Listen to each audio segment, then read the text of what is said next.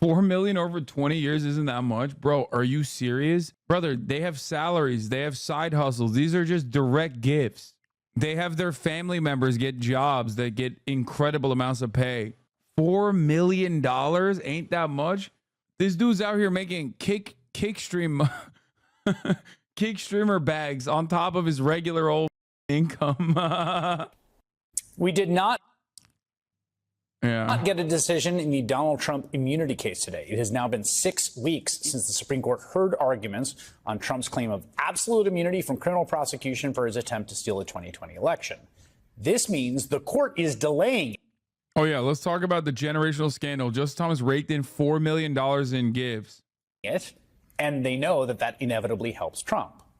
What makes this all the more preposterous is that 2 justices should have recused themselves from the immunity case already. One, Samuel Alito, who had 2 different coup flags flying outside his 2 homes, and Clarence Thomas, whose wife testified to the January 6th committee about her efforts in support of the coup. And that is just the first level at which this court is so deeply compromised.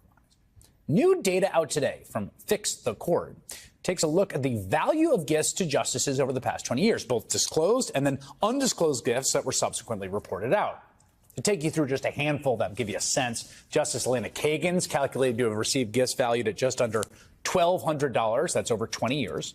Justice Ruth Bader Ginsburg over $59,000. Again, over 20 years, $3,000 a year.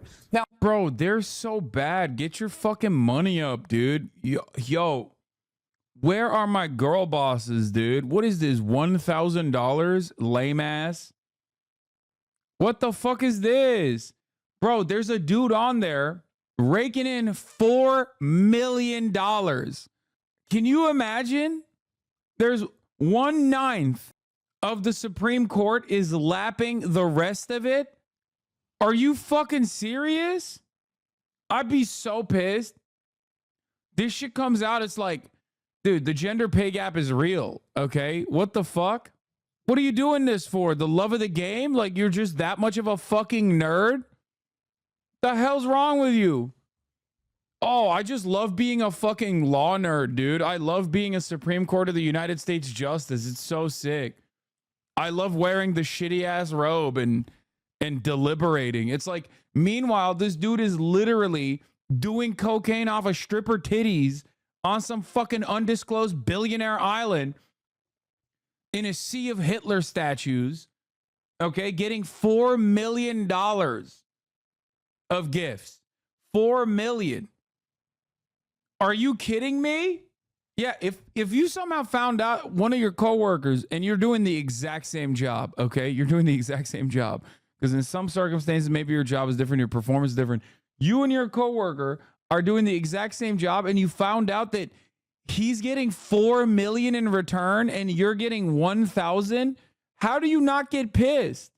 And the winner of financial disclosure is Justice Ketanji Brown Jackson, who reported that Beyonce Knowles Carter gifted her 4 concert tickets valued at $3,700. That's what, dude, that's lame, dude. That is lame as fuck. That's not enough. It's like, this fucking freak refused to resign, okay? For what? 60 grand? Like, that makes me even more mad. At least if Ruth Bader Ginsburg was raking in $4 million a year, I'd be like, okay, that's valid. Like, that's the money train. You don't want that shit to dry up. $59,000? That's it? That's all you fucking got? That's why you had to die on the fucking Supreme Court, you ghoul? That's annoying as hell, bro. That sucks. That sucks so much dick, dude. Holy shit. We have a fucking super majority of conservative justices because this fucking demon had to get 60 grand worth of gifts. Fuck you. Fuck you extra hard. God damn. It's crazy, man. It's crazy. Are we be for fucking real? What? Bro. She did this for a Nissan Altima, okay? Think about that. Not even, okay, maybe not Altima, like an A4, you know what I mean? Like, a little bit better than an Altima. That makes me so mad. That's so frustrating, dude. Now, Justice Samuel Alito taking quite a bit more. $170,000 over 20 years. But none of that is in the zip code of the ballpark of Justice Clarence Thomas, whose gifts totaled over $4 million. Yeah, Kavanaugh's is zero because he got his shit cleared before he became the SCOTUS. Before he got into the SCOTUS. This graph is so frustrating. Oh my God. Oh my God. Look at that. Oh my God. Oh my God. This is so frustrating. There's only one guy I'm in support of in the Supreme Court of the United States, and that motherfucker is Clarence Thomas. I take back everything I said. I apologize, sir. I was not familiar with your game. Okay? I was not familiar with your game. I was wrong. You're a fucking baller. You're doing it right. This man said, I don't give a fuck. $4 million, bro. That's crazy. To give you a sense of how that looks in chart form, take a look. Can you see where Justice Thomas is on that bar chart? The big red bar on the left? That's Clarence Thomas compared to all the other justices who served during this time. Melissa Murray is a professor at the New York University School of Law, co-host of... Surely you should be more mad at Thomas. Are you being sarcastic? Maybe my tism stopped me from understanding. Yes, chatters. In an effort to clarify, I should have said /S, noting that I am being sarcastic. Strict Scrutiny podcast, along with Leah Lippman and my wife, Kate Shaw, and she joins me now. I gotta say, at some level, we knew bits and pieces of this. There's been an amazing series of ProPublica articles, some of which won the Pulitzer, about all of the gifts that Thomas has gotten. But to see it put out like that, am I wrong? This is a generational scandal for the court. Oh, 100%. I think you're exactly right. We have seen this sort of trickle out piecemeal, but having it splayed out in the aggregate really does make clear the expanse of the grift. I mean, I think that's the right term for it. It is a grift. If you think about Justice Thomas's salary over the course of his time on the court during this period that's been reported, it's roughly equal to the amount of the gifts that that Fix the Court has identified here. I mean, that is actually quite staggering. He's managed to amass two distinct income streams. Yeah, we actually ran the math on this. So the cumulative gross pay over that period, $4 million over 20 years isn't that much, bro. Are you serious, brother? They have salaries, they have side hustles. These are just direct gifts. Okay. They have their family members get jobs that get incredible amounts of pay. This is just the direct gift part of it. $4 million ain't that much. What is this? This is the amount of reported gift. Okay. What the fuck? This dude's out here making kick streamer bags on top of his regular old fucking income. It's about $4.7 million. The total gifts is over $4 million. He's got two masters. He's serving under two masters. Yeah, bro, his cumulative gross pay. Bro, his gifts are almost doubling his cumulative gross pay. Are you freaking... Dude! He's working for, the American people. And then he's got...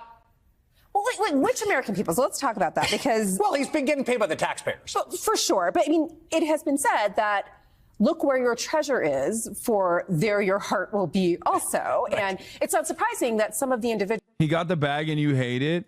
No. I'm saying, listen, he's playing the game, baby. Who have been linked to some of these gifts, like the Koch brothers network, which has had Justice Thomas speak at donor events, for example, happens to be deeply involved in a set of major challenges to the regulatory state. These are cases we're still waiting for the court to decide, but we already know at least where the Koch brothers would like Justice Thomas to be. I guess now we're just waiting to find out have they made enough payments on it? I don't know. But that's kind of where all of this is going. Part of, the argument that people will make in defense of Thomas is that, well, he was always a conservative anyway, and these are just his friends hooking him up. No, and it's not unconstitutional to have friends. So I want to be very clear about that. You have a right to have friends, even rich friends. But I think where the optics of this become more stay out of black people's business. Why are we pocket watching my man? Bro. Oh, he's so sick. He's so nice with it. He's so unimaginably nice with it, dude. This guy is wow. Wow, bro. You guys are right. You guys are right. I'm pocket watching. They are this man is just getting his money up and not his funny up, okay? Problematic is that we are seeing he got paid and has a hot ride or die babe by his side. Some guys have all the luck. Oh no. Oh, Jesus Christ. Individuals essentially donate funds to the court to keep this conservative supermajority in play. I mean, so there's been a lot of reporting, some of it by the New York Times last year, about this Justice Thomas complaining about his small judicial salary, which is actually quite significant relative to what other Americans make, and how maybe he wouldn't stay on the court. And all of these very wealthy interests were like, no, no, no. Let's figure out how to keep you on the court and keep you happy. And suddenly you see the money. I call him a race trader, but for 8 mil, maybe I would be too. Oh no. Oh no. Chatters are thinking about things very differently. Listen, dude. We know it's a valuable grift. I mean, look at Candace Owens, right? Like, just don't think about it too much though. Don't do it. This is a really key point. I want to also talk about just the delay on the immunity case here, because it's not surprising. I think they tipped their hand when they took so long. First, they wouldn't let Jack Smith jump to the Supreme Court, even though we all knew they were going to want to weigh in. Even though they did it on COVID cases, they did it on student debt. Then they took it and they just sat on it for a while before they even announced arguments. Then they announced arguments on the very last day. Now it's been 6 weeks. Yeah. No, I mean, we knew this. I've said this a million times. By the time the Supreme Court weighs in on this, and I think this court must say at some point that there is no absolute immunity for a president from any criminal liability, but there may be some details about what's private, what's public, what's in the outer scope, the outer perimeter of the president's office. But whatever they do... A wholly invented doctrine, just to be clear. To be clear, but whatever they decide, it is purely academic at this point, because they have already, in effect, immunized this defendant, Donald Trump, from liability for these criminal charges. And that's kind of all that matters right now. I want to also play you this clip from Alito's neighbor, who was in the sort of verbal altercation with him and his wife, who gave an interview.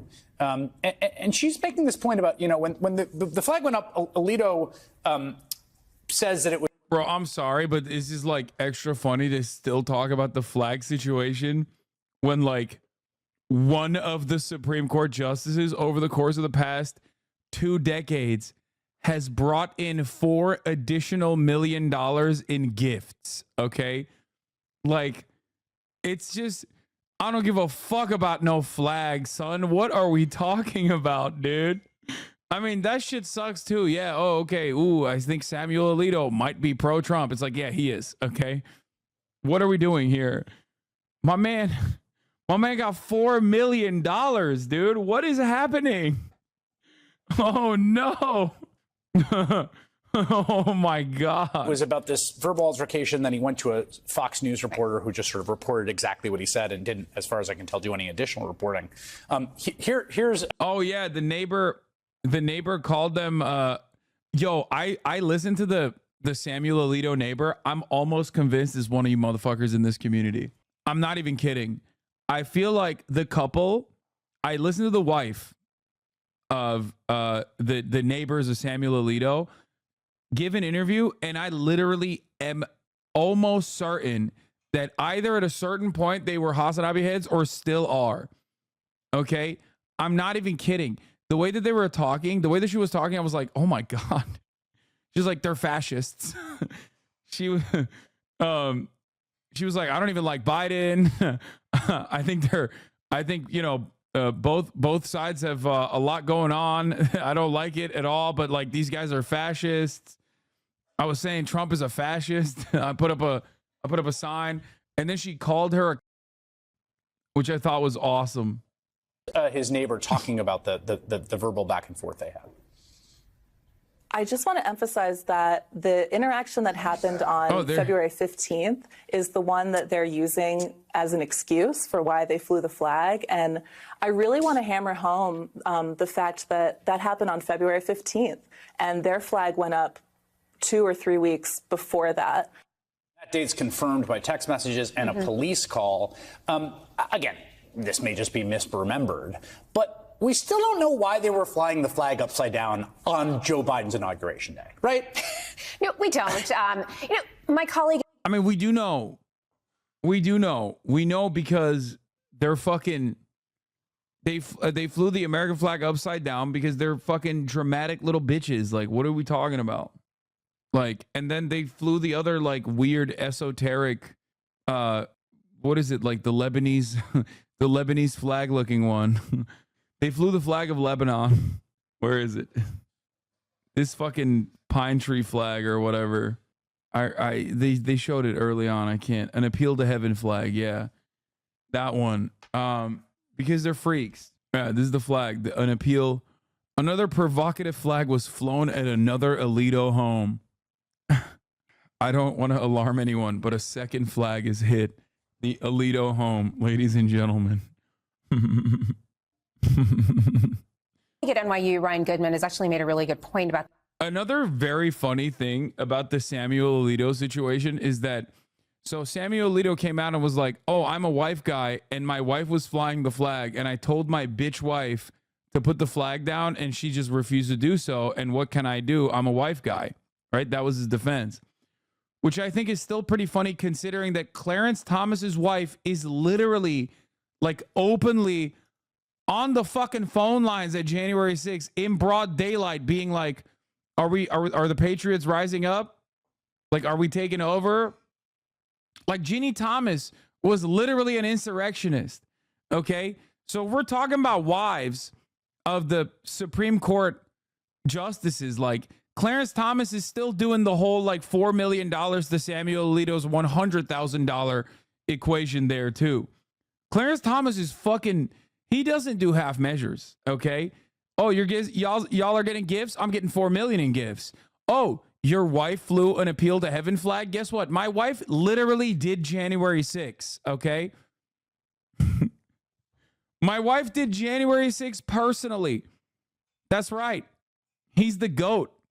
This. Justice Alito last week issued this letter to Senators Durbin and Whitehouse explaining that he was not going to recuse himself from these January 6th related cases.